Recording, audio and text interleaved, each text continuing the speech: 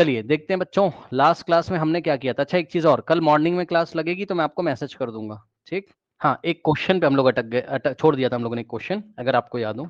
आ जाइए। अब आपको लास्ट क्लासेस तो पक्का पूरी तरीके से रिवाइज होंगी, मुझे पता है आप पढ़ के आए होगे, इतना मुझे भरोसा है पक्का कह नहीं सकता हूँ, बट फिर भी लास्ट क्लास आप लोग बच्चों रिवाइज करके आए होंगे, इतना मुझे पता है।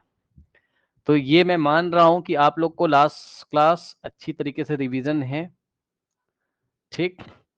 तो लास्ट क्लास का रिवीजन बहुत अच्छा है आप लोग का, ये मानते हुए आइए बच्चों हम लोग अपना क्वेश्चन डायरेक्टली स्टार्ट कर लेते हैं, जो हम लोगों ने लास्ट क्लास में बच्चों छोड़ दिया था, ठीक है ना। चलिए आ जाइए, कहाँ गया क्वेश्चन हमारा, जहां हम लोग फंस गए थे एक दिन। फंस तो नहीं गए थे, टाइम हमारा खत्म हो गया था ना। लॉ ऑफ कांस्टेंट प्रोपोर्शन में एक अच्छा सवाल था बच्चों, अच्छा वेरी गुड क्वेश्चन था। ये देखिए बच्चों, अब इस क्वेश्चन में पता है क्या, बच्चे कंफ्यूज हो जा रहे हैं बेचारे, वो कैलकुलेशन ही नहीं कर पाते हैं। पता नहीं तुम्हें इतना कंफ्यूजन क्यों होता है, और मैं दिखाता हूँ देखो कैसे होगा, है ना, समझो। क्या कह रहा है, कह रहा है एक्सपेरिमेंट में, किसी एक्सपेरिमेंट में 1.288 ग्राम ऑफ कॉपर ऑक्साइड उन्होंने ऑब्टेन किया, किससे, 1.03 ग्राम ऑफ कॉपर से, ठीक। इन अदर एक्सपेरिमेंट, देखो बच्चों एक बात तो आपको पता है मेरे ख्याल से, और बहुत अच्छी तरीके से पता होगी, इतना तो बच्चों को पता होगा, ये मैं मान के चल रहा हूं। बच्चों कॉपर रिएक्शन करेगा अगर ऑक्सीजन के साथ, तो बनाएगा कॉपर ऑक्साइड। अच्छा यहां पर कौन सा कॉपर यूज होगा, अब आपको मेरे से पूछना चाहिए, तो भाई मैं आपको बताऊंगा, क्या दिक्कत है। क्यूप्रिक। हाँ, yes cupric, very good very good very good, पढ़ना तो पड़ेगा ना भाई, पढ़ना तो पड़ेगा। ये देखो Cu2 प्लस क्यूप्रिक होता था, और अगर आपको याद हो बच्चों तो Cu प्लस आपका क्यूप्रस होता था, ठीक। ये होता था आपका क्या, क्यूप्रस, और ये होता था आपका क्या, क्यूप्रिक, वेरी गुड।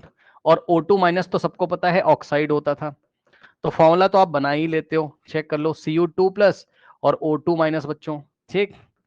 तो स्टूडेंट्स ध्यान से चेक करिए, ये 2 प्लस से 2 माइनस कट गया, तो आंसर कितना आ गया, Cu।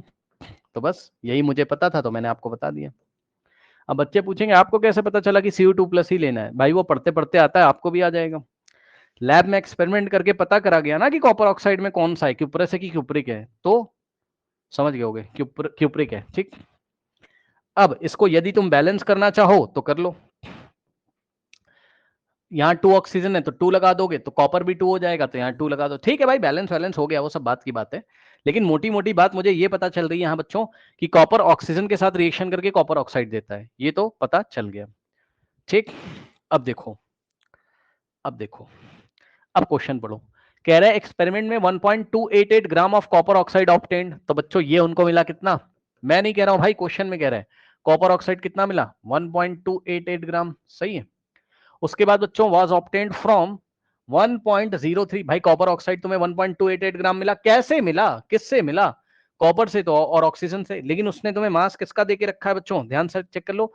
देखो इतना gram copper oxide was obtained, obtained मतलब मिलता है, किससे मिलता है, 1.03 ग्राम ऑफ कॉपर। तो बच्चों उसने बस आपको कॉपर का मास दिया है कितना,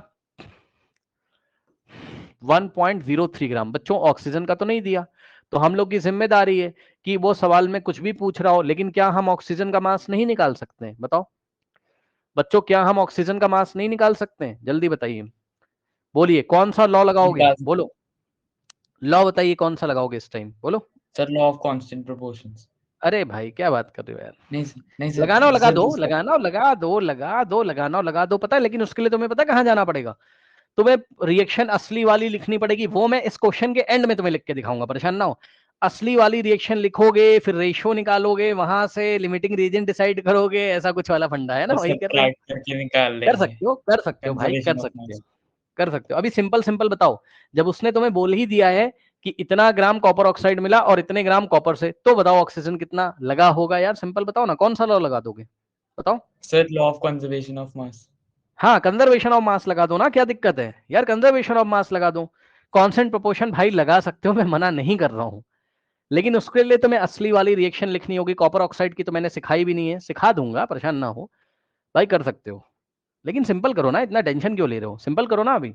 अभी अब बच्चों देखना जरा, मास ऑफ O2 यानी कि ऑक्सीजन का mass plus mass of Cu copper बराबर mass of copper oxide, law of conservation of mass, mass of reactant is equal to mass of product. Mass of oxygen तुम्हें नहीं पता तो इसको ऐसे ही मान लो, और मास ऑफ कॉपर तुम्हें दिया हुआ है कितना 1.03 is equals to mass of copper oxide कितना है 1.288 ग्राम। अब बच्चों अब तो आप लोग समझदार हो, linear equation in one variable का क्वेश्चन है, ये इधर जाएगा माइनस हो जाएगा, तो मास ऑफ ऑक्सीजन बच्चों कितना आएगा आपका 1.288 माइनस 1.03 है ना। तो यहां से क्या करेंगे हम 1.288 में से माइनस करेंगे क्या 1.03। देखिए कुछ बच्चों को माइनस नहीं करना आता है, ध्यान दें स्टूडेंट्स, ध्यान दें स्टूडेंट्स, पॉइंट के नीचे पॉइंट आना चाहिए। 1.03 को तुम 1.03 भी लिख सकते, 30 भी लिख सकते हो, 8 माइनस 0 8, 8 माइनस 3 5 और 2 माइनस 0 2 और 1 माइनस 1 0, 0.258 हो जाएगा 0.258 ग्राम। ठीक, MO2 मास ऑफ ऑक्सीजन कितना है 0.258 ग्राम। बच्चों ध्यान से सुनिएगा, यहां मैं कुछ लिख दे रहा हूं, समझ जाओगे क्या, ये एक्सपेरिमेंट नंबर 1 है। क्या सर क्या सर क्या सर, ये एक्सपेरिमेंट नंबर 1 है।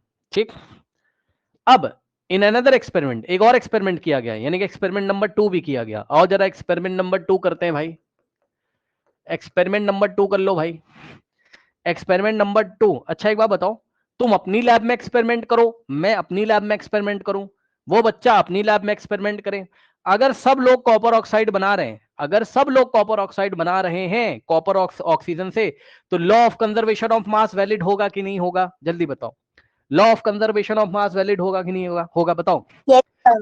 तुम बनाओ, मैं बनाऊं, वो बनाए, तुम्हारा टीचर बनाए, कोई भी। नंबर 2, क्या law of constant proportion valid होगा कि नहीं होगा, होगा। सर होगा चाहे होगा जितनी हाँ, होगा। चाहे एक्सपेरिमेंट 1 नंबर 1 में बनाए, चाहे 2 में बनाए, चाहे कहीं पे बनाए, चाहे चंद्रमा पे जाके बनाए, कहीं पे भी बनाए, दोनों लॉ आपके जो पढ़ाए वैलिड होने चाहिए। तो भैया करने दो, उनको करने दो, बनाने दो। तो हम लोग फिर से रिएक्शन लिखेंगे एक्सपेरिमेंट नंबर 2 के लिए। बैलेंस रिएक्शन तो तुम्हें याद ही है, 2 ऐसा करके, है ना। और ये अब देख लो भाई क्या क्या कह रहा है वो। एक्सपेरिमेंट नंबर 2 के लिए बच्चों ब्लू कलर से अंडरलाइन कर रहा हूं, अनदर एक्सपेरिमेंट में 3.672 gram of copper oxide gave, हाँ हाँ हाँ हाँ हाँ हाँ हाँ हाँ, ध्यान सुनो। अब कि उसने इसको पलट दिया, क्या सर, इन दोनों को साथ साथ मतलब इन दोनों को रिएक्ट कराओगे तो ऐसा मिलेगा, क्या पता कोई ऐसा प्रोसेस हो कि इसको पलट दें और इसका रिडक्शन हो जाए। रिडक्शन का मतलब है, ज्यादा टेंशन मत लेना यार, कॉपर ऑक्साइड से ऑक्सीजन निकल जाए। अरे होता होगा यार कुछ केमिस्ट्री में, तुम्हें क्या लेना देना है ना। तो भाई इसको तुम पलट दो, क्योंकि पता है रिएक्शन नंबर 2 में उसने कुछ और बोला है। अब क्या बोला है, इसको इसको इसको ऐसे कट कर दो, ये तो याद ही, ऐसे पलट दो, पलट दो ना यार भाई, क्या हो जाएगा 2 कॉपर ऑक्साइड से तुम्हें क्या मिल जाएंगी 2 कॉपर प्लस ऑक्सीजन। कहने का मतलब कुछ ऐसी केमिस्ट्री लगाई गई होगी लेबोरेटरी में कि कॉपर ऑक्साइड दिया गया होगा और कॉपर ऑक्सीजन मिल गया होगा। हो सकता है यार डिकम्पोज, इसका कुछ ना कुछ रिडक्शन हुआ होगा। मैं लिख दे रहा हूं आपके समझने के लिए ऐसे ही। बच्चों एक प्रोसेस होता है जिसको हम बोलते हैं रिडक्शन, क्लास 10th में पढ़ेंगे उसको। उससे मतलब नहीं है यार तुम्हें, तुम्हें उससे मतलब नहीं है, तुम्हें इस बात से मतलब है कि यदि कॉपर ऑक्साइड वापस ब्रेक हुआ तो वो वही वही तो देगा जिससे जिससे वो मिलके बना था। बोलो बोलो बोलो, ठीक। तो कॉपर ऑक्साइड किससे किससे मिलके बना था, कॉपर और ऑक्सीजन एलिमेंट से, तो भाई वही तो देगा, कार्बन तो दे नहीं देगा, क्लोरीन तो दे नहीं देगा। तो अगर मैंने रिएक्शन पलट दी तो कोई समस्या, बताओ। अब कुछ बच्चे कंफ्यूज होंगे, बोलेंगे रिडक्शन क्यों लिख दिया यार, इस प्रोसेस को रिडक्शन बोलते हैं भाई, तुम्हें क्या मतलब है यार, उसको छोड़ो ना, तुम सवाल देखो। तो दूसरे एक्सपेरिमेंट में उसने क्या बोला, पढ़ो। On another experiment 3.672 gram of copper oxide gave का मतलब देता है, इतना ग्राम कॉपर ऑक्साइड लिया, कितना 3.672 ग्राम कॉपर ऑक्साइड लिया, और इसने क्या क्या दे दिया, पढ़ो 2.9, पढ़ लेना भाई ध्यान से, पढ़ लेना ध्यान से, ठीक। 2.938 ग्राम ऑफ कॉपर दिया और ऑक्सीजन का पता नहीं, कोई बात नहीं हम लोग निकाल लेंगे। 2.938 ग्राम कॉपर दे दिया, 2 पॉइंट कितना है 2.938 ग्राम, ग्राम ग्राम लिखा है, कॉपर दे दिया। तो भैया ऑक्सीजन नहीं पता तो यार निकाल लो, law of conservation of mass लगा, क्या दिक्कत है बताओ। हाँ तो क्या हो जाएगा, इसका प्लस इसका मास इज इक्वल टू इसका मास, यानी कि फिर से मास ऑफ रिएक्टेंट्स यानी कि mass of mass of product is equal to mass of reactant या mass of reactant is equal to mass of product. तो इन दोनों को जोड़ दो, mass of oxygen plus mass of copper बराबर मास ऑफ कॉपर ऑक्साइड, निकाल लो मास of oxygen है ना, और प्लस मास ऑफ कॉपर कितना दिया बच्चों 2.938 is equal to mass of copper oxide कितना दिया है 3.672 और ये इधर जाएगा तो माइनस हो जाएगा, ठीक। तो यहां से आएगा बच्चों mass of oxygen is equals to 3.672 और माइनस 2.938। चलिए इसको हम लोग थोड़ा सा सॉल्व कर लेते हैं, ठीक है ना, इसको हम लोग थोड़ा सा सॉल्व कर लेते हैं। क्या क्या दिया भाई चेक कर लो, 3.672 है ना माइनस 2.938, 12 माइनस 84 और यहाँ 6 बचेगा, 6 माइनस 3 3 और यहाँ 16 माइनस 9 होता है मेरे ख्याल से 7 और इधर कुछ बचेगा नहीं तो आ जाएगा कितना 0.734 है ना। लो तो बच्चों सेकेंड एक्सपेरिमेंट में मास ऑफ ऑक्सीजन कितना निकल के आया आपका 0.734 ग्राम, ये लीजिए, ठीक। अब मेरी बात ध्यान से सुनिएगा, एक बात बताओ भाई, अब मैं वापस आ रहा हूं इधर एक्सपेरिमेंट 1 में, जरा ध्यान से चेक करना यार, अगर तुम रेशियो निकाल लो मास ऑफ कॉपर और मास ऑफ ऑक्सीजन का तो वही रेशियो किस में आना चाहिए, एक्सपेरिमेंट नंबर 2 में आना चाहिए कि नहीं आना चाहिए, जल्दी से बताओ। सर आना मास चाहिए। ऑफ कॉपर और मास ऑफ ऑक्सीजन का रेशियो तो भाई सेम आना चाहिए ना, मानते हो कि नहीं, इस बात को मानते हो बताओ। सर मान हाँ क्योंकि कांस्टेंट प्रोपोर्शन फॉलो हो रहा होगा तो यार निकाल के इक्वल दिखा दो, क्या समस्या है बताओ। अब आप चेक कर लो एक्सपेरिमेंट नंबर 1 में मास ऑफ कॉपर कितना दिया था, कहाँ गया, ये रहा एक्सपेरिमेंट नंबर 1, यहीं पे दिखा दूं एक बार ऐसे आपको दिखाने के लिए दिखा रहा हूँ। ये एक्सपेरिमेंट नंबर 1 था बच्चों, मास ऑफ कॉपर का रेशियो अगर तुम मास ऑफ ऑक्सीजन के साथ लोगे कितना लिखना पड़ेगा, कहाँ गया मास ऑफ, कहाँ गया मास ऑफ कॉपर की जगह 1.03 लिखोगे तुम, यस सर। और मास ऑफ और ऑक्सीजन नहीं पता था, तुमने चालाकी से निकाल लिया 0.258। अब यही चीज चिपका दो वहां पे ले जाके, कितना है 1.03 और 2 पॉइंट कितना था 0.258, 0.258 है ना। और दूसरे वाले एक्सपेरिमेंट में मास ऑफ कॉपर कितना था चेक कर लो भाई 2.938 मिला था। कुछ बच्चे बोले अरे मिला था, अरे भाई क्या हो गया मिला था तो यार, हाँ जो चीज जिससे मिल रही है तो वो आपको रिडक्शन करके या डिकम्पोज होकर वही चीज तो देगी, तुम्हें दिक्कत क्या है बताओ, तुम बस एलिमेंट के मास का रेशियो ले लो, ठीक। 2.938 2.938 और डिवाइडेड बाय ऑक्सीजन का मास, ऑक्सीजन तुमने चालाकी से निकाला है 0.734 है ना 0.734। और सुनो ये ग्राम से ग्राम कट गया होगा तो उसको हम नहीं दिखा रहे हैं, और यहां भी ग्राम से ग्राम कट गया होगा तो उसको हम नहीं दिखा रहे हैं, ठीक है। नाउ स्टूडेंट्स अब देखिए, अब बच्चे यहां पे परेशान हो जाते हैं इसकी कैलकुलेशन करने के लिए, है ना, ठीक। तो यार कैलकुलेशन तो है ही इसकी थोड़ी डिफिकल्ट, लेकिन ना तुम अंदाजे से करोगे। सर कैसा अंदाजा, भाई अंदाजा लगाओगे बस, इसमें और कुछ नहीं कर सकते हो। सुनो ये जो नीचे नंबर है छोटा, इसकी टेबल चलाओ, आती चलानी 0.258 वंजा, बोलो इतना ही आ जाएगा कि नहीं, बोलो बोलो बोलो, यस सर। इसकी टेबल चला लो ना भाई, तुम्हें क्या समस्या हो रही है। और टू जा कितना आ जाएगा, आता है करना, 2 8 जा 16, 1 जाएगा 2 5 जा 10 प्लस 1 11, 1 जाएगा 2 1 जा 2 प्लस 1 3, तो 0 पॉइंट, अरे भाई मल्टीप्लाई तो कर लोगे यार सब लोग, एक मिनट भाई 1 सेकेंड। अब इसकी फिर से टेबल चलाओ, अंदाजे से काटा जाता है केमिस्ट्री में, समझ लेना, एग्जैक्टली कभी नहीं कटेगा, अंदाजे से कटेगा। 3 8 जा 24 और 2 3 5 जा 15 प्लस 2 17 और 1 3 जा 6 प्लस 1 7, लो भाई अंदाजा लगा 0.774 लगभग। अच्छा एक बार और जाएगा 0.258 इंटू 4 कर लो, देखो क्या आता है, 4 8 जा 32 का 3 4 5 जा 20 प्लस 3 23 और 2, 4 टू द 8 प्लस 2 10 और 1। आया कि नहीं अंदाजे से बताओ, और उसको राउंड ऑफ कर लो तो तुम्हारा मैच कर जाएगा। लास्ट वाला डिजिट 2 जो है 5 से छोटा है, तो इसके आगे कुछ भी 1 या कुछ भी ऐड नहीं करेंगे। 1.03 तो लगभग कितनी बार जा रहा है? 0.258 का टेबल पढ़ा तो दिस वनजा एंड दिस फोरजा। आया कि नहीं आया बताओ, बोलो। यानी कि mass of copper is to mass of oxygen का जो रेशियो है वो कितना आ रहा है? 4:1 फर्स्ट एक्सपेरिमेंट में। यहां पर आओ, ठीक। अब तो यार चालाकी कर लो, अब तो कैलकुलेशन भी नहीं करनी, फिर भी इसकी टेबल पढ़ोगे, किसकी? 0.734 की। यार अब मैं नहीं पढ़ रहा हूं भाई, तुम पढ़ना। 4 टाइम जाएगा। इतने तो तुम भी चालाक हो कि mass of copper upon mass of oxygen और mass of copper upon mass of oxygen same ही आ रहा होगा भाई, तो 4 टाइम्स जाएगा। पढ़ लेना टेबल। 4 चौक 16, एक जाएगा, 4 त्रिक 12, 1 13 और 1 4 7 21 22, तो ये 2.236 के आसपास आ जाएगा। ठीक, कुछ गलती कर रहा हूं क्या मैं? यस, गलती तो कर रहा हूं, टेबल पढ़ने में मैं गलती कर रहा हूं।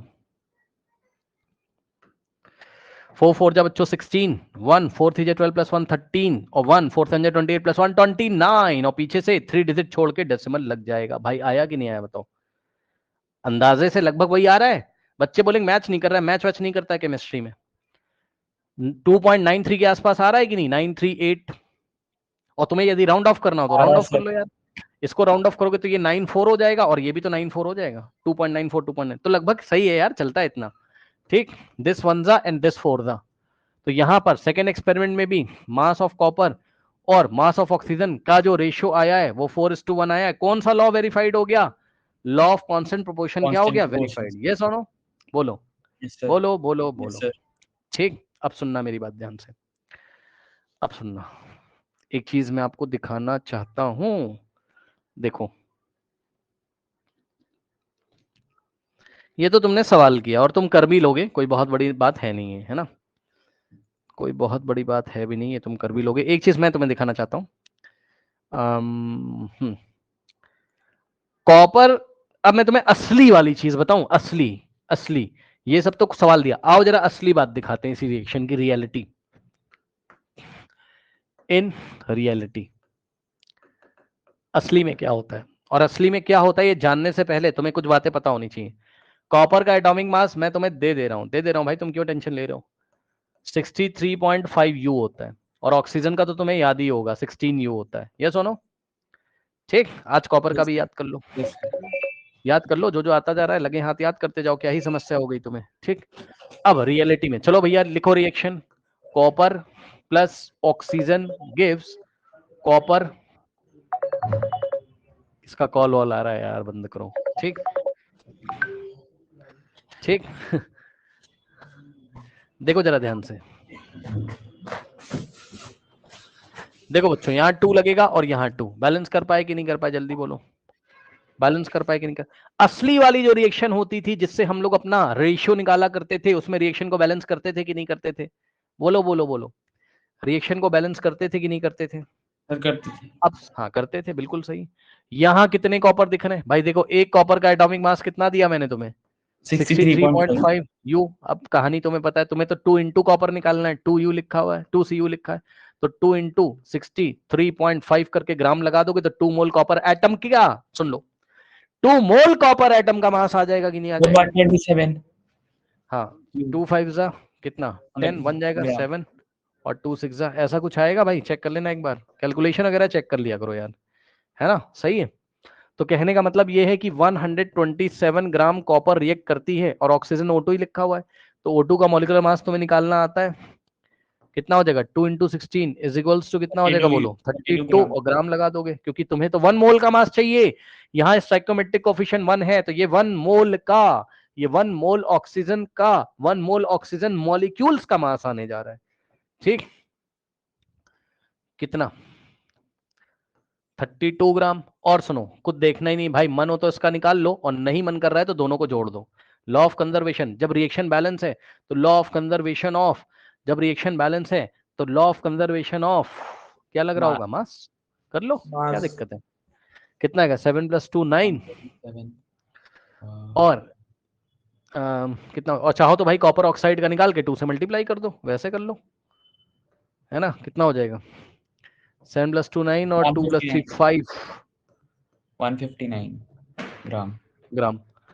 अब बस law of conservation of mass तो है ही, और मास ऑफ कॉपर का रेशियो यदि मैं मास ऑफ ऑक्सीजन के साथ निकालूं तो आएगा ऊपर 127 ग्राम और नीचे आएगा बच्चों 32 ग्राम। ग्राम से ग्राम कटेगा, 32 का टेबल पढ़िए, 4 बार लगभग जाएगा, सुन लो ध्यान से, ज्यादा लड़ाई झगड़ा मत करना, लगभग जाएगा। 4 2 = 8 एंड 4 3 = 12। बताओ लगभग जा रहा है कि नहीं जा रहा है? अभी पीछे सवाल पढ़ाया है, आया कि नहीं आया, देखा? यानी कि कॉपर जब भी ऑक्सीजन के साथ रिएक्शन करके कॉपर ऑक्साइड देता है तो कॉपर और ऑक्सीजन कितने रेशियो में रिएक्ट करते हैं? 4:1। बस ये देखो क्या दिक्कत है। तो ये मैंने तुम्हें कराया, ठीक। देखो बच्चों, एक ना थ्योरी है तुम्हारी डाल्टन की एटॉमिक थ्योरी, है ना, ठीक। चलो उसकी मैं आपको बताता जाता हूं, समझाता भी जाऊंगा। देखो बच्चों, ये तुम चाहना तो एनसीईआरटी से भी पढ़ लेना, कोई दिक्कत नहीं है, अभी हम दिखा देंगे आपको। हाँ हाँ हाँ हाँ, अरे रुक जाओ रुक जाओ रुक जाओ यार, सुनो बच्चों, एक ये सवाल आता है एग्जाम में, देखिए परसेंटेज निकालने के लिए, परसेंटेज कॉम्पोजिशन कैसे निकाला जाता है वो भी समझ लो जरा। वैसे तो शायद मैंने किसी क्लास में ये करवाया जरूर होगा, आई डोंट नो, भूल गया हूं मैं, शायद लास्ट क्लासेस में कभी ना कभी, लेकिन ये क्वेश्चन आता है, इसको देखो कैसे हैंडल करोगे। देखो बच्चों, ये टॉपिक है एक तरीके से, ठीक।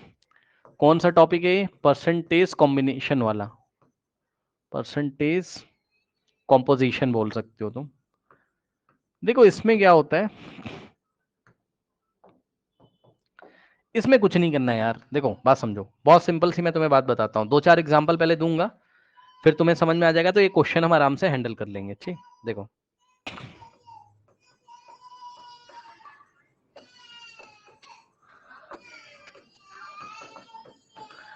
देखो जैसे कोई कंपाउंड है मान लो, ठीक ठीक, कोई कंपाउंड है मान लो, और वो कंपाउंड बच्चों एलिमेंट से मिलके बना होता है, आप लोगों को तो इतना तो पता ही है, ठीक है ना। ओके, सुनो ध्यान से, देखो कोई कंपाउंड है बच्चों, अब कंपाउंड, बच्चे कहेंगे सर कंपाउंड क्या है भाई, मॉलिक्यूल्स ऑफ कंपाउंड तुम्हें कितने सारे पढ़ाए हैं बताओ। यानी कि जब दो एटम आपस में कंबाइन हो जाएं, जैसे सी और ऑक्सीजन के 2 एटम्स मिलके आपको क्या देते थे, CO2। हाइड्रोजन के एटम और ऑक्सीजन के एटम, बच्चे बोलेंगे तो मॉलिक्यूल है, अरे यार मॉलिक्यूल एटम से ही तो मिलके बने होंगे ना। फाइनली बस मैं तुम्हें इतना बताना चाहता हूं कि वाटर क्या है, कंपाउंड है, क्योंकि इसमें डिफरेंट टाइप के एलिमेंट्स के एटम है, हाइड्रोजन और ऑक्सीजन। बैलेंसिंग बैलेंसिंग नहीं दिखाई है मैंने, बस तुम समझदार हो, तुम समझ गए होगे। और क्या, ammonia, nitrogen plus hydrogen gives NH3, ये अमोनिया। तो देखो बच्चों, ये देखो, ये सब तुम्हारे कंपाउंड्स के एग्जाम्पल हैं कि नहीं है बताओ। देखो बच्चों, वो एग्जाम में 2 तरीके के सवाल दे सकता है, या तो वो तुम्हें पता है कंपाउंड ही बता देगा कि कार्बन डाइऑक्साइड है, नाम ले दिया, अब तुम पहचान जाओगे कि कार्बन डाइऑक्साइड, बताइए कौन कौन से एलिमेंट से मिलके बना है, कार्बन से और ऑक्सीजन से। क्या मैंने सही बोल दिया कि नहीं बताओ, अगर उसने कार्बन डाइऑक्साइड बोल दिया तो ये कौन कौन से एलिमेंट से मिलके बना है, तुरंत पहचान जाओगे, ये कार्बन से और दूसरा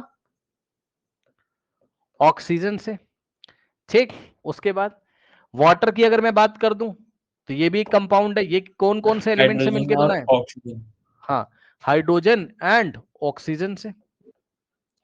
यदि अमोनिया बोल दे तब भी तुम पहचान जाओगे, नाइट्रोजन हाइड्रोजन हाइड्रोजन नाइट्रोजन, और एलिमेंट के नाम पूछ रहा हूँ भाई, ध्यान से सुन लेना, मैंने तुमसे एलिमेंट के नाम पूछे, ठीक है, नाइट्रोजन और हाइड्रोजन। हाइड्रोजन लेकिन पता है बच्चों, एक सवाल और वो आपको दे सकता है, क्या, सुनना ध्यान से, वो यार वो तुम्हें मॉलिक्यूल का नाम ही नहीं लेगा, कंपाउंड का नाम ना ले, और सिंपल इतना बोल दे, तुम्हें कोई समस्या ही नहीं होनी चाहिए। सुन लो, अगर वो ऐसा बोल दे तुम्हें एग्जाम में, क्या, a compound of dash and dash, अब इसको मैं 2-3 बार लिख फॉर्म्स रहा हूं, दिस हाँ, नहीं फॉर्म दिस नहीं बोलेगा, मतलब क्या बनाता है उससे तुम्हें मतलब ही नहीं होना चाहिए, बस वो ऐसे बोल सकता है, a compound of carbon and oxygen बोल दे तो भाई तुम्हें कोई समस्या नहीं होनी चाहिए। पता है क्या नहीं समस्या होनी चाहिए सर तुम्हें, यार फॉर्मूला क्यों सोचोगे, तुम मत सोचो, नहीं समझे? याद ही है भाई उसने बोल दिया कि कार्बन और ऑक्सीजन से मिलके कोई कंपाउंड बनता है, तो बनता होगा, हम क्या करें, बनता होगा, कंपाउंड के बारे में मत सोचो। Yes sir. अगर उसने CO2 बोल दिया तब तो तुम्हें पता ही कार्बन ऑक्सीजन से मिलके बनता है। अगर उसने ऐसे बोल दिया compound of carbon and oxygen, तो होता होगा ना भाई, मैं क्या करूं? मुझे तो सवाल कैसे करना है वो मैं तुम्हें बताऊंगा। हमें कंपाउंड से मतलब नहीं होता ऐसे सवालों में। वो बोलेगा अ कंपाउंड ऑफ COM का मतलब कंपाउंड, समझ जाना, ठीक। वो बोलेगा अ कंपाउंड ऑफ, मान लो उसने बच्चों बोल दिया हाइड्रोजन एंड ऑक्सीजन या ऑक्सीजन एंड हाइड्रोजन, तो सोच रहे ही मत यार, होगा, हम क्या करें। उसने बोल दिया नाइट्रोजन एंड हाइड्रोजन, है ना, होगा, हम क्या करें। उसने बोल दिया बोरॉन एंड ऑक्सीजन, होगा, हम क्या करें। ठीक है, अब सुनो, खास बात ये है, अब कुछ भी बोले एग्जाम में, एक चीज मैं आपको बस जस्ट थोड़ा सा बता दे रहा हूं, बाकी तो आप समझदार हो। सुनो, कुछ नहीं करना है। यहां पे देखो, मान लो कि उसने बच्चों एक सवाल आपको दिया, चलो अगले पेज पे सवाल लेते हैं। उसने बोला a compound of nitrogen and hydrogen, ठीक ठीक, मान लो ऐसा बोल दिया। अब पता है, अगर उसने सवाल पूछा कि find the percentage composition of nitrogen, अगर ये पूछा, सुन लो भाई, जिसका पूछेगा ना उसका मार्क्स न्यूमरेटर में रखो। अच्छा एक बात बताओ, तुम अपने स्कूल में जब तुम्हारे मार्क्स आते हैं तो तुम परसेंटेज तो निकाल ही लेते हो। मान लो 25 नंबर का पेपर हुआ, टोटल मार्क्स 25 और 24 मार्क्स तुमने गेन किए, मतलब ये हो गया टोटल, और इतने तुमने गेन किए, तो परसेंटेज निकालने के लिए इंटू 100 करते हो कि नहीं करते हो? ये किसको नहीं आता बताओ भाई, जितना टोटल है उसमें से इतना तुम्हें मिला, इंटू 100 आता है ये बात की नहीं, बताओ। हाँ जी सर यस सर। भाई तभी तो परसेंटेज आएगी तुम्हारी। नीचे टोटल, ऊपर जितना तुम्हें मिला है, तो 24 डिवाइडेड बाय 25, 96%। हाँ, आ गया कितना, तो तुम बोलते हो आ गया 96%, ऐसे ही तुम निकालते हो। तो भाई यहां पर भी वही कर लो, क्या दिक्कत है। अब मेरी बात ध्यान सुन लेना, मैं एक डायग्राम बना रहा हूं, जरा गौर करिएगा। एक डायग्राम बना रहा हूं, जरा गौर करिएगा। देखो बच्चों, ये एक सैंपल मैंने तुम्हें दे दिया। सर किसका सैंपल सर? अरे लेबोरेटरी में बहुत तरीके के कंपाउंड होते हैं, मैंने तुम्हें एक छोटा सा सैंपल दिया एक कंटेनर में कि लो भाई ये सैंपल है कंपाउंड का। तुमने तुरंत पूछा सर कौन सा क्या नाम है, कौन से एलिमेंट का कंपाउंड है? मैंने कहा कि ये नाइट्रोजन और हाइड्रोजन का कंपाउंड है। तुमने कहा ठीक है। तो डायग्राम में दिखाने के लिए बच्चों को मैंने ऐसे दिखाया ताकि बच्चे पहचान जाए। जरा समझना भाई, बच्चे ताकि पहचान जाए तो मैंने कलर से दिखा दिया। क्या दिखा दिया, ध्यान से सुनना, क्या दिखा दिया। येलो कलर वाले को मैंने बोला देखो ये नाइट्रोजन होंगे एटम्स, तुमने कहा ठीक। और ब्लू कलर वाले को बोला मैंने ये हाइड्रोजन होंगे। अब ये सब केमिकली बॉन्डेड है, अब कैसे बॉन्डेड है, कौन सा कंपाउंड बना रहे हैं, इससे तुम्हें मतलब नहीं। कहने का मतलब बस ये है कि ये रहा टोटल कंपाउंड, इसका कुछ ना कुछ मास दिया होगा। जस्ट एग्जांपल ले रहा हूं कि बच्चों इस कंपाउंड का टोटल मास कितना है, कुछ भी ले लो यार, समझने के लिए हम ले रहे हैं 80 ग्राम। अरे मान लो क्या हो गया, ठीक, सही है। और सुनो, और बच्चों इसमें मान लो क्वेश्चन में मास ऑफ नाइट्रोजन तुम्हें दे दिया उसने, ठीक, मास ऑफ नाइट्रोजन मान लो। भाई ये कोई असली डेटा नहीं है, दिल पे मत ले लेना, पता लगा तुम गूगल करने लगो अमोनिया के बारे में, ठीक। सुनो, मास ऑफ नाइट्रोजन कितना है? Yes sir. नहीं, एक दो लोग बेचारे दिल पे ले लेते हैं ना, वो गूगल करने, रिसर्च करने लगते हैं उसमें। अरे भाई मैं समझा रहा हूँ यार, मुझे पता है, वो तो मेरे को रेशियो निकाल के मोल कॉन्सेप्ट से जाके सही रेशियो निकालना पड़ेगा, वो तो मुझे पता है, मैं तो समझा रहा हूँ ना, ठीक। इधर देखो, और मान लो क्या कि तुम्हें बच्चों यहां पर मास ऑफ हाइड्रोजन दिया हुआ है, जस्ट बता रहा हूं, नहीं दिया है क्वेश्चन में, जाओ तो यार दिमाग लगा के निकाल लो। अगर टोटल कंपाउंड 80 ग्राम है, दो ही एलिमेंट है उसमें, एक क्या है नाइट्रोजन है, तो दूसरा बचा हुआ तो हाइड्रोजन होगा, मानते हो कि नहीं 25। बताओ? Yes sir. हाँ, तो 80 minus 25, law of conservation of मास। दो ही एलिमेंट से मिलकर टोटल कंपाउंड बनाए, टोटल कंपाउंड का मास दिया है, तो यार नाइट्रोजन का मास दिया है, तो बचा हुआ ही तो हाइड्रोजन होगा। तो 80 माइनस 25 बताओ कितना होगा? 55 ग्राम। हाँ, सुन लेना ध्यान से, ये मैंने निकाला है, मतलब हम लोगों ने मिलकर निकाला है। इस बात का भी मुझे क्वेश्चन में ध्यान रखना होगा, हम लोगों ने निकाला है, उन्होंने नहीं दिया है। ये हमने फाइंड किया है। ठीक, अब सुनो, अब बस हो गया, सवाल खत्म। जैसे तुम अपनी परसेंटेज निकालते हो वैसे यहाँ पे निकाल दो। ठीक, परसेंटेज कंपोजिशन ऑफ नाइट्रोजन जब उसने पूछा तो नीचे किसका मास रखोगे? टोटल टोटल कंपाउंड 80 का, ग्राम। टोटल मास ऑफ कंपाउंड, और ऊपर जिसका पूछा हुआ है परसेंटेज, नाइट्रोजन का परसेंटेज पूछा है तो नाइट्रोजन का मास ऊपर चिपकाओगे 25 और इनटू करोगे 100। बस अब जो भी आंसर आएगा वो सब तो बात की बात है। ठीक, अरे वो सब तो हम लोग हैंडल कर लेंगे यार, जो भी आंसर आएगा। अभी तो मैं तुम्हें दिखा देता हूँ। ठीक, और बाद में हम लोग ठीक से कैलकुलेट करेंगे जब कोई असली सवाल हमारे सामने आएगा। एक बात और पढ़ाना चाहता हूँ, वो भी ध्यान देना जरा। कितना आ रहा है? 31.25%। परसेंट है भाई, परसेंट। सुन लो ध्यान से, देखो ये आंसर आ रहा है, ये नाइट्रोजन की परसेंटेज है। अब पहले तो इसका मीनिंग समझ लो। परसेंटेज का मतलब होता है एक अजम्पशन। क्या? हम अपने दिमाग में तुरंत 100 मान के चल लेंगे। जैसे ही परसेंटेज होता है तुरंत दिमाग में 100 मान के चलो। एक बात बताओ, पेपर तुम्हारा कितने नंबर का हुआ था बताओ? 25। 25। लेकिन तुम तो सबको क्या बताते फिर रहे हो? मेरे 96% आए। तो दुनिया क्या सोचेगी? अच्छा 100 नंबर का पेपर हुआ था तो इसको 96 मिले। सही बात है, दुनिया तो यही सोचेगी। इसीलिए परसेंटेज निकाला ही जाता है ताकि दुनिया को बताएं और दुनिया सोचे कि 100 नंबर का पेपर हुआ था उसमें से 96 लेके आया है। यही काम यहां पर होता है। असली में कंपाउंड का मास कितना है बताओ? 80 ग्राम। हाँ, लेकिन दुनिया को जब तुम बताओगे ना कि इस कंपाउंड में नाइट्रोजन का परसेंटेज 31.25 ग्राम है, तो दुनिया वाले सोचेंगे, कहेंगे अच्छा इसको 100 ग्राम कंपाउंड मिला था, उसमें से 31.25 ग्राम क्या है? नाइट्रोजन, और बचा हुआ ग्राम क्या हो गया? ऑक्सीजन। समझे? तो ध्यान से सुन लेना कि यदि वो तुमसे पूछे कि mass of sorry composition, percentage composition of oxygen, और ये percentage composition of hydrogen nitrogen by mass निकाल रहे हो तो मतलब, ठीक है कोई बात नहीं, मास का खेल खेल रहे हो ना, इसका मास अपॉन इसका मास, ऑक्सीजन। अब सुनो ध्यान से, इसको निकालने के दो तरीके हैं भैया। एक तो डायरेक्ट है, सुन लो ध्यान से, एक तो डायरेक्ट निकाल लो ना यार, दो ही एलिमेंट थे। यदि नाइट्रोजन का तुम निकाल चुके हो तो बचा हुआ क्या होगा? बचा हुआ क्या होगा? ऑक्सीजन। और परसेंटेज का खेल खेल रहे हो तो परसेंटेज का मतलब क्या होता है? 100 में से चेक करना है, तो इसको 100 में से माइनस कर दो। नहीं समझे? टोटल कंपाउंड 100%, उसमें से चुपचाप इसको 100 में से माइनस कर दो। जो भी आंसर आएगा वो तो बात की बात है। ठीक, एक तो ये रास्ता है। सर ऑक्सीजन का 68.75%। तो sir percentage oxygen of oxygen, हाँ बोलो बोलो बोलो बोलो। सर पर ऑक्सीजन का तो इसमें है ही नहीं। अरे मैं सवाल बनाया ना, मैंने बताया तो कहाँ क्या ऑक्सीजन का नहीं है? सर उसमें नाइट्रोजन और हाइड्रोजन था ना। हाइड्रोजन ही है ना। Oh I am very sorry, hydrogen हो गया। अब ठीक है, वो मैंने ध्यान नहीं दिया। अब ठीक, यस सर। वही एलिमेंट थे तो हाइड्रोजन ऐसे आ गया। ठीक, अब सुनो ध्यान से, दूसरा भी रास्ता है तुम्हारे पास, फॉर्मूला लगा के निकाल लो भाई। और यदि तुम फॉर्मूला लगा के निकालते तो तुम्हें लंबा खेल खेलना पड़ता। क्या?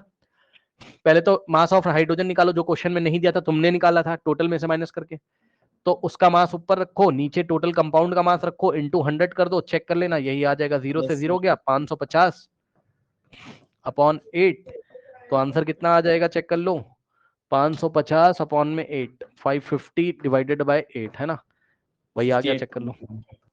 और दुनिया को क्या लगेगा?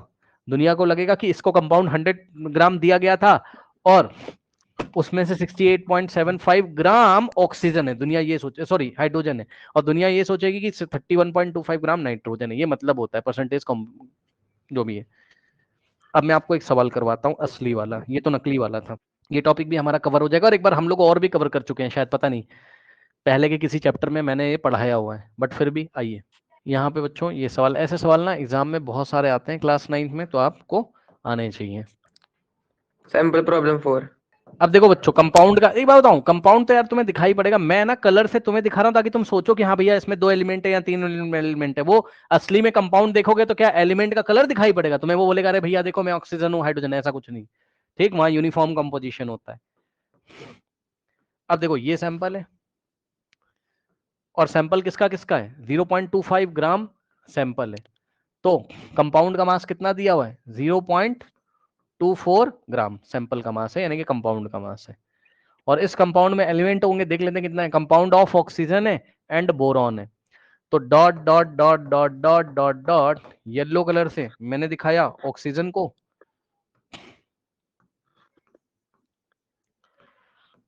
और ऑक्सीजन का मास बच्चों कितना दिया हुआ है? 0. अच्छा नहीं दिया हुआ है, कोई बात नहीं, ठीक। ऑक्सीजन से and boron was found by analysis to contain 0.06 gram of boron and, अच्छा दोनों दिया ऑफ दिस ऑक्सीजन, है ना। बात समझ रहे हो? पढ़ लो क्वेश्चन। 0.024 ग्राम तो सैंपल है, यानी कि टोटल कंपाउंड 0.24 ग्राम है। और compound of oxygen and boron है, मतलब दो चीजें प्रेजेंट है, एक तो ऑक्सीजन और दूसरा बोरॉन। Yes sir. ये लो, ये ब्लू कलर से मैंने बोरॉन को दिखा दिया, ठीक। अब मास आगे दिए हमें, पढ़ लीजिए। कह रहा बाय एनालिसिस, एनालिसिस मतलब कोई केमिकल रिएक्शन करके चेक किया होगा इन्होंने चेक किया होगा, तो उस कंपाउंड में 0.098 ग्राम तो बोरॉन है, चेक कर लेना। बोरॉन कितना है? 0.096 ग्राम तो बोरॉन है।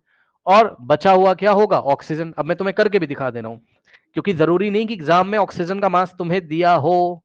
ध्यान से सुन लो भाई, ऑक्सीजन का मास मैं खुद निकालने जा रहा हूं, हालांकि दिया होगा बट फिर भी। मास ऑफ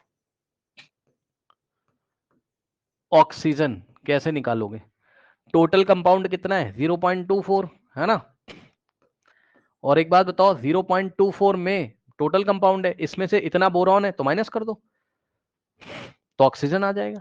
तो टोटल कंपाउंड में से हम बोरॉन को माइनस कर रहे हैं, 0.0 कितना है? 96। और सुनो, माइनस कैसे करोगे? ऊपर इसके पीछे कुछ नहीं है तो 0 लगा दो, यहाँ पे देखो, यहाँ 24 के, और माइनस कर दो। 10 - 4 कितना होता है? 10 - 6 कितना होता है? 4, है ना। उसके बाद यहाँ बचेगा 3, 13 - 9 4, यहाँ से 1 चला गया होगा तो 1 - 0 1, डेसिमल के नीचे डेसिमल, 0 - 0 0, 0.144, ठीक। और यही क्वेश्चन में दिया है मास ऑफ ऑक्सीजन, क्योंकि एग्जाम में नहीं देगा ना तो निकाल लेना, क्या दिक्कत होगी, ठीक। अब सुनो ध्यान से, अब आपको उसने क्या बोला सवाल में, पढ़ लो। कह रहा है कि calculate the percentage composition of the compound by mass, ये शब्द हमेशा यूज करेगा वो, ठीक। Percentage composition of by mass क्यों बोलता है? बाय मास इसलिए बोलता है कि जब तुम परसेंटेज निकालोगे ना किसी की, तो मास सामने बाय वाले को, मास बाय हाँ, volume mass by. By mass वाला फंडा है, समझ गए ना, इसलिए, ठीक। तो निकाल लो, सर हो गया। कोई बात नहीं। मास परसेंटेज, या आप ऐसे लिखो, परसेंटेज, मैं शॉर्ट में लिख रहा हूं, कंपोजिशन ऑफ, सबसे पहले ऑक्सीजन की निकाल लो। अब ध्यान देना जरा, नीचे टोटल मास रखोगे कितना? 0.24, और ऊपर किसका मास रखोगे? ऑक्सीजन का कितना है? 0.144। अब देखो यार, इसको कैसे सॉल्व करेंगे, ये बच्चे नहीं कर पाते हैं इनटू 100, तो मैं आपको बताता हूं कैसे करना है। जो लोग नहीं कर पाते हैं, इसको इसकी साइंटिफिक नोटेशन में चेंज कर लो, ये इधर लेके जाओ, तो क्या आएगा? 144। इस डेसिमल को 3 प्लेस राइट में, जब भी राइट में ले जाते हैं तो 10 की पावर में क्या लगाते हैं? माइनस। तो 1 2 3 प्लेस, तो 10 की पावर -3 अपॉन में, इसको इधर लेके जाओ तो क्या हो जाएगा? 24 इंटू 10 की पावर 2 प्लेस राइट में ले गए हो तो -2, और जब डेसिमल को लेफ्ट में ले जाते हैं तो 10 की पावर में प्लस लगाते हैं, और इंटू 100 तो है ही है, ठीक। अब सुनिए, 20, ये 12 से जाएगा, 12 2 जा 24, 12 12 जा 144, 2 1 जा और 2 6 जा, ठीक। अब देखना जरा कैसे कैलकुलेशन करेंगे, कहाँ करें, कितना आ रहा है? 6 इंटू, देखो यहाँ पे देखना जरा, क्या बचा? 6 into 10 raise to the power -3, और अपॉन में 10 रेज टू द पावर -2, और इंटू 100 तो है ही। अब सुनो, आपने मैथ्स के चैप्टर नंबर 1 में पढ़ा होगा, 6 इंटू, ये जब ऊपर जाएगा तो पावर बेस में पावर ऐड हो जाएगी -3, और ये जाएगा ऊपर तो +2, -1। ठीक। हाँ, और इंटू में 100 तो है ही है, तो यहाँ से 6 इंटू, अब ध्यान दीजिएगा जरा, 10 की पावर -3 + 1 -1, और इंटू 100, और 100 को 10 की पावर 2 लिख सकते हो, और 6 इंटू, अब ध्यान देना जरा, बेस सेम है, पावर ऐड हो जाएगी, यानी कि -1 + 2, तो आंसर कितना आएगा? 6 इंटू 10 की पावर 1, तो 60 हो जाएगा, और परसेंट लगा दो। तो ऑक्सीजन का परसेंटेज 60 है, तो बोरॉन का ऑटोमेटिकली कितना हो जाएगा 40। भाई 40। 100 में से माइनस कर दो और चाहो तो निकाल लो। ये देखो मास परसेंटेज ऑफ बोरॉन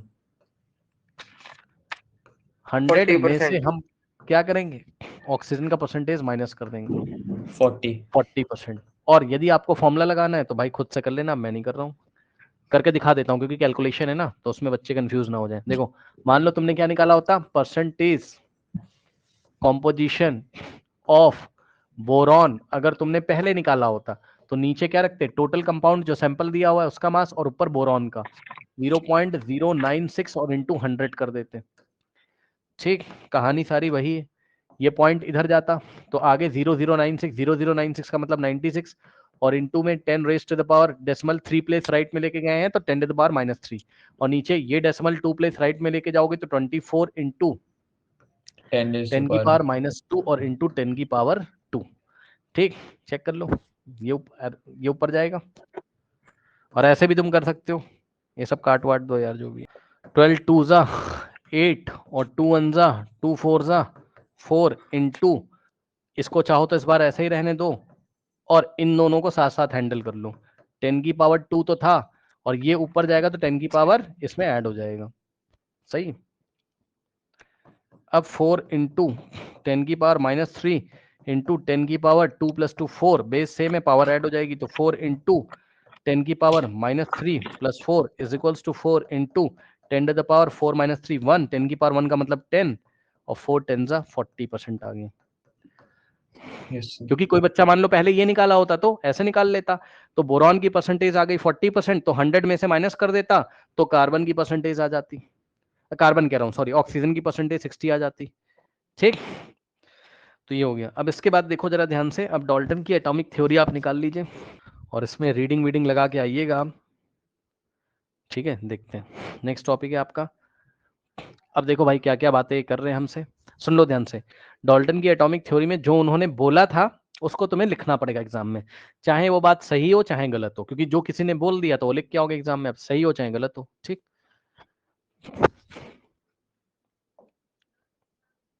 इसको डाल्टन के पोस्टुलेट्स भी बोलते हैं और हो सके तो एनसीईआरटी वाला लिख के आइएगा एग्जाम में, पूछेगा जरूर आपसे एग्जाम में, इंपॉर्टेंट क्वेश्चन है। एनसीईआरटी वाला भी एक बार दिखा दूंगा, पहले यहाँ पर दिखा सकते हैं आपको। देखिए कह रहा the theory that all the matter is made up of very tiny individual particle atoms is called atomic theory of matter. ठीक, तो सुनो ध्यान से, डिफरेंट टाइप की एटॉमिक थ्योरी आई है, मतलब मैटर किससे मिलके बना हुआ है, एटम से मिलके बना हुआ है वगैरह वगैरह। ठीक, तो जितनी भी थ्योरी आई हुई है कि मैटर एटम से मिलके बना हुआ है, ऐसी जितनी भी थ्योरीज आई हैं उसको हम क्या बोलते हैं, एटॉमिक थ्योरी। ओके, ये सब पढ़ लेना। ठीक है, अब डाल्टन ने अपनी बातें रखी। ठीक, तो डाल्टन ने जो अपनी बातें रखी उसको ही हम क्या बोलते हैं, ये देखिए कह रहा है कि Dalton put forward his atomic theory of matter in 1808 the various postulates. Postulates मतलब अजम्पशन, ये एक्सपेरिमेंटल नहीं है, ध्यान से सुन लो, एक्सपेरिमेंटल बातें नहीं है ये, बस उसने अपने दिमाग में सोचा, ऐसा पोस्टुलेट है, अजम्पशन है, ऐसा उसने माना। एक्सपेरिमेंट करने लायक उस टाइम मशीन ही नहीं हुआ करती थी, तो जो जो बातें उसने सोची वो आप पढ़ लीजिए और याद करके एग्जाम में लिख दीजिए। चलिए, पहली बात उसने क्या बताई, पहला पोस्टुलेट, इसको पोस्टुलेट बोलते हैं, आपको एग्जाम में पोस्टुलेट के नाम से पूछेगा कि डाल्टन के पोस्टुलेट्स बताइए। Number 1, all the matter is made up of very small particles called atom. ये कोई नई बात नहीं है, आपको भी पता है, सही है। सभी मैटर बहुत ही छोटे, टाइनी मतलब बहुत ही छोटे पार्टिकल से मिलकर बने जिनको हम एटम्स बोलते हैं। ठीक है, कह रहा है atom can not be dividend, atom को डिवाइड नहीं किया जा सकता है, ये बात इसकी गलत थी। आज मॉडर्न टाइम, उसने तो अपने हिसाब से सही सोचा भाई, उसकी क्या गलती है, सोच लिया, यही बहुत बड़ी बात है ना। आज के टाइम में हमें पता है कि एटम को डिवाइड कर सकते हैं, एटम के सब एटॉमिक पार्टिकल्स हैं ना, प्रोटॉन इलेक्ट्रॉन एंड न्यूट्रॉन। ठीक, उसके बाद तीसरा पॉइंट क्या है, atoms can neither be created not destroyed. अब ये वाला जो पॉइंट है कि एटम को क्रिएट नहीं किया जा सकता और डिस्ट्रॉय नहीं किया जा सकता है, जरा मुझे बताइए ये वाला पॉइंट कौन से लॉ को एक्सप्लेन करता है, यही तो सवाल आएगा एग्जाम में, आपको स्टेटमेंट दे देगा Dalton Law of conservation of mass. हाँ, ठीक, वो आपको बोलेगा कि there is a postulate of Dalton atomic theory that atoms can neither be created not destroyed, this postulate explains which law, law of conservation law of of mass. Conservation of mass. Law of conservation दूसरा of सवाल mass. सुनो exam का, वो आपको बोलेगा कि which postulates of Dalton explain the law of conservation of mass, तो आपको ये वाला Third. पोस्टुलेट लिखना, Third. ऐसा नहीं सुनो ध्यान से, नंबर नहीं लिखा जाता एग्जाम में, पूरा पोस्टुलेट लिख के आओगे, क्योंकि किसी बुक में ये नंबर 2 पे होगा, किसी बुक में नंबर 4 पे होगा, ठीक, okay. According to this slide, मतलब ये जो भी यहाँ पर है, ये किसको एक्सप्लेन करता है Law of conservation of mass. बेटा? ये तो जरूर आएगा एग्जाम में, जो बता दिया ना अभी, स्टेटमेंट देके आपसे जरूर पूछेगा, पक्का बता रहा हूं, ठीक। मतलब जब मैं बोलता हूं पक्का, तो इसका मतलब ये नहीं कि तुम्हारे एग्जाम में आ जाएगा, मतलब ये इंपॉर्टेंट क्वेश्चन है, हॉट क्वेश्चन है एग्जाम के, आते ही आते हैं, तो आ सकते हैं। अब मुझे नहीं पता आपका टीचर क्या देगा, ठीक। लॉ ऑफ कंजर्वेशन ऑफ मास, ठीक। जिसकी मर्जी हो तो एस चांद भी लगाया करो, बड़ी अच्छी किताब है बेसिक्स क्लियर करने के लिए, बहुत कुछ मैंने आपको पढ़ाया है। लगाएंगे तो अच्छी बात है, नहीं लगाओगे तो पास तो हो ही जाओगे। मतलब आपको मैक्सिमम टाइम देके मैक्सिमम एक्सरसाइज करनी चाहिए। पहले तो एनसीईआरटी और एनसीईआरटी एग्जाम्पलर बहुत अच्छी तरीके से आनी चाहिए सबसे पहले तो, ठीक। फिर जब टाइम अगर बच रहा है तो आपको ये लगाना चाहिए, मतलब इसमें जो एक्सरसाइज दी हुई है करना चाहिए। मान लो 5 चैप्टर दिए हुए हैं, अब आपने 3 ही लगा पाए, कोई बात नहीं, ठीक है पर लगाओ तो, मैक्सिमम लगाओ तो। कुछ लोग क्या करते हैं कि एग्जाम है तभी पढ़ते हैं, ये सबसे गंदी आदत है, ऐसा नहीं करना चाहिए। एग्जाम है तभी पढ़ोगे क्या, ऐसा नहीं, ये बहुत गलत आदत है। आपको एक कंसिस्टेंट वे में डेली पढ़ना है, वो तुम्हारा काम है, पढ़ो, अपनी एक्सरसाइज कंप्लीट करो, ठीक है। मान लो 5 चैप्टर है, 4 ही कंप्लीट कर पाए, कोई बात नहीं, ठीक है, 4 तो करो, ठीक। नेक्स्ट बोल रहा है, कह रहा है atoms are of various kinds. अब भाई देखो, ये बात तुम्हें पता है, एटम अलग अलग तरीके के होते हैं, अलग अलग टाइप है, मतलब अलग अलग काइंड, मतलब उसके अलग अलग प्रकार हैं। हाँ, तुम्हें भी पता है, क्यों भाई, सही कह रहा है कि नहीं कह रहा है? एटम अलग अलग तरीके के होते हैं सर, यस सर, और याद होगा तुम्हें सर, एटम क्या है? Collection of electron proton Collection neutron. of तो अगर, हाँ, अगर इलेक्ट्रॉन प्रोटॉन न्यूट्रॉन की संख्या अलग अलग है तो वो एटम भी अलग अलग कहलाते हैं, ये सुनो। yes और sir. वो बिहेव, हाँ, वो बिहेव भी अलग अलग से करते हैं। बुरा पढ़ाया है तुम्हें? हाइड्रोजन और ऑक्सीजन से ही वाटर बनेगा, क्लोरीन से वाटर नहीं बनेगा, कहते हो कि नहीं? बताओ, सही बात है कि नहीं, बताओ। Sir, ठीक सही है. भाई, देखो ना भाई, हाइड्रोजन का ये मॉलिक्यूल है और ये ऑक्सीजन है, तो मॉलिक्यूल तो पहले ना कहीं एटम से मिलकर बना होगा, तो यार तभी तो पानी बनेगा। पानी क्लोरीन से तो बन नहीं जाएगा, क्लोरीन और ऑक्सीजन से तो कुछ और बनेगा, क्या पता, अब क्या बनेगा वो सब छोड़ो आप, ठीक, क्या पता कुछ और, पानी तो नहीं बनेगा। तो वही वही यहाँ समझाने की कोशिश कर रहा है, कह रहा है atoms are of various kind, कह रहा है एटम अलग अलग तरीके के होते होंगे, मतलब हाइड्रोजन का एटम, ऑक्सीजन का एटम, क्लोरीन का एटम, नियॉन का एटम, वगैरह वगैरह।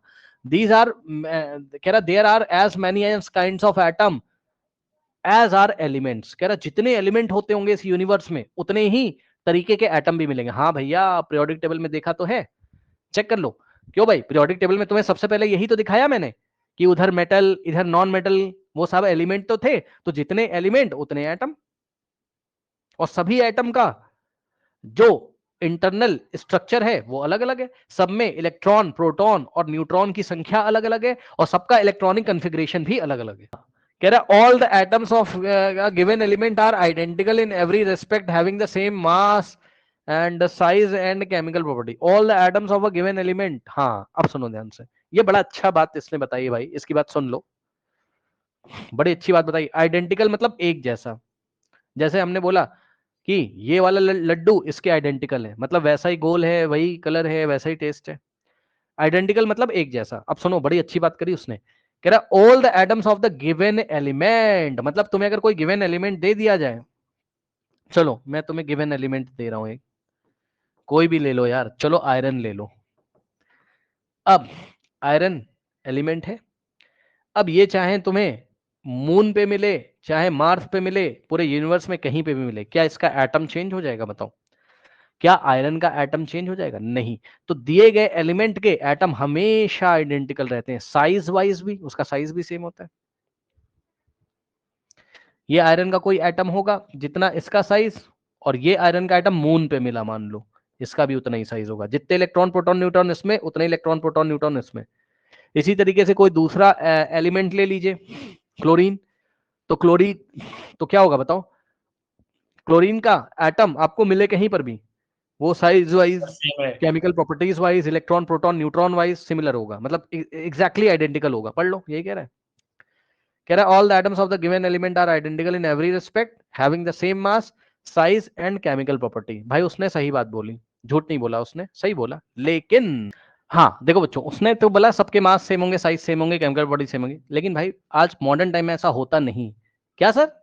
हाँ, बस एक एग्जांपल छोटा सा दूंगा बच्चों। ये देखिए, इस कार्बन को देखिए, इस कार्बन को देखिए, एटॉमिक नंबर तो दोनों के सेम है लेकिन मास अलग अलग है। चेक कर लो, एटॉमिक नंबर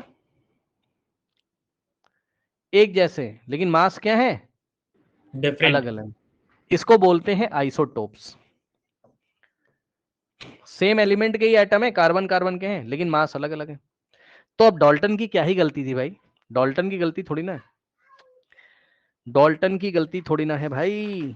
ठीक है, वो तो जितना सोच पाया उसने बता दिया। आज तो तुम्हारे पास मशीन्स हैं, डिफरेंट टाइप की टेक्नोलॉजीज हैं, तो तुम बातें बता रहे हो, लेकिन उसने अपने हिसाब से तो बहुत अच्छी बात बताई। ठीक, ओके। तो इस टॉपिक को, ये जो आइसोटोप है ना बच्चों, इस पे हम बात करेंगे डिटेल में, हम बात करेंगे इस पे, क्योंकि नेक्स्ट चैप्टर में बात करेंगे ना, अभी ज्यादा तो मैं इसमें जाऊंगा नहीं।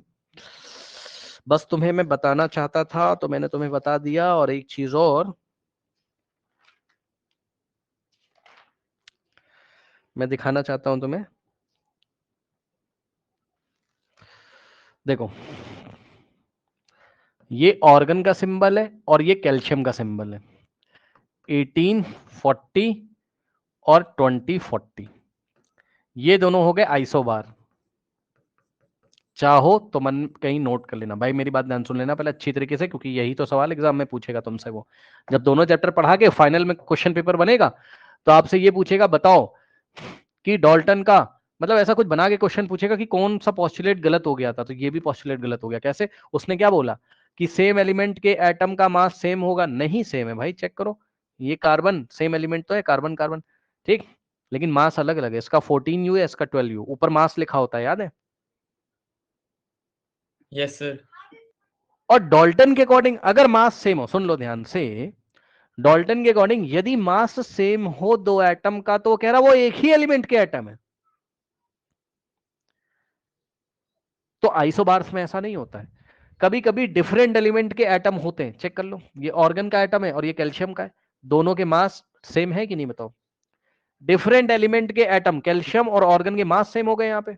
अब डाल्टन के हिसाब से, डाल्टन के हिसाब से तो ये दोनों क्या होने चाहिए थे? सेम एटम, मतलब उनके हिसाब से तो मास सेम है, लेकिन नहीं, ये तो अलग अलग एलिमेंट है यार, कैल्शियम और ऑर्गन। तो ऐसे ऐसे एलिमेंट, मतलब ऐसे एटम्स को हम आइसोबार बोलते हैं। सर कैसे? जिनका मास नंबर तो सेम हो लेकिन एटॉमिक नंबर अलग अलग हो। अगर मास नंबर सेम है और एटॉमिक नंबर अलग अलग है तो आइसोबार, लेकिन अगर एटॉमिक नंबर सेम है और मास नंबर अलग अलग है तो आइसोटोप्स। तो आइसोटोप्स और आइसोबार्स की जब खोज हुई, डिस्कवरी हुई, तो डाल्टन की ये वाली बात पे झटका लग गया। ये जो फिफ्थ वाला पोस्टुलेट है, मैं चाहता हूं सुन लो भाई। आइसोबार सभी के लिए तो याद ही कर लो, क्या? Mass number same, okay, but Different atomic, atomic. हाँ एटॉमिक नंबर डिफरेंट। अभी के लिए याद कर लो, बहुत डिटेल में टॉपिक है, बाद में पढ़ाएंगे नेक्स्ट चैप्टर में। ठीक है, आइसोटोप्स में क्या होगा बताओ? लिख लोगे? Mass number Different. Different and atomic number same. ठीक, अब मैं चाहता हूं ये बात आप नोट करें पहले तो कहीं पे साइड में, mass number different and atomic number same.